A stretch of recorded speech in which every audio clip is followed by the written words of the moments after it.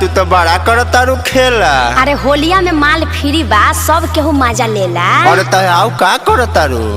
मैं तो जानता जी के टोला में जा रही हूँ, लड़कों से रंग डलवा रही हूँ। मैं तो जानता जी के टोला में जा रही हूँ, लड़कों से रंग डलवा रही हूँ। ओहो सबके बाटा तारू, हमरा के डाटा तारू। तनी हमरो बारे में सोच। अरे तनी बर्दाश्त के टेबलेट खा, तोहरो बारी आई। घबरा काहे बड़वा?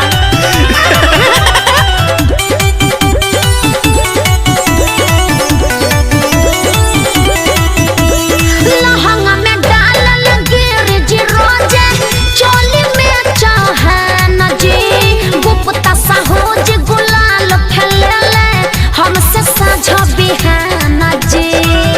अरे मौज मजा बा। ओहो लहंगा में डालल गिरजी रोजे, चोली में चहन जी, गुप्ता साहूज गुलाल फैलेले हमसे साझा बिहान जी। अरे रोजे रोजे नया पिचकारी का मजा खूबे पा रही हूँ।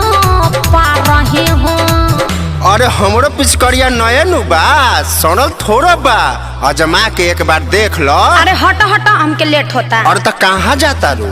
मैं तो पांडे जी के टोला में जा रही हूँ, लड़कों से रंग डलवा रही हूँ। कुशवाहा जी के टोला में जा रही हूँ, लड़कों से रंग डलवा रही हूँ। ए कबूतर ज्यादा मत चढ़िया ऊपर, तनी हमरो खातिर बचा के रखी ह।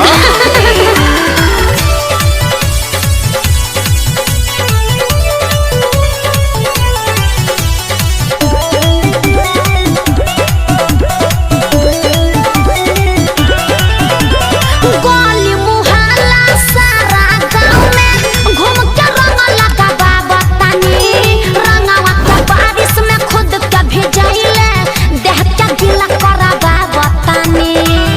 अरे बात क्यों जोरा? गोली मुहल्ला सारा गाँव में घूम के रंग लगावा बतानी, रंगवा के बारिश में खुद के भिजाइले, देह के गीला करावा बतानी।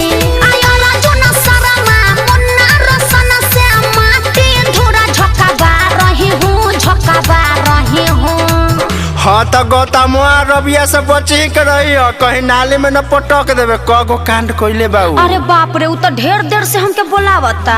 मैं तो सिंह जी के टोला में जा रही हूँ, लड़कों से रंग डलवा रही हूँ। मैं तो महतो जी के टोला में जा रही हूँ, लड़कों से रंग डलवा रही हूँ। अरे सुनो, अब तो सब टोला घूम ही ले लू, अब तो लगवा लो। हाँ तो लगा लो।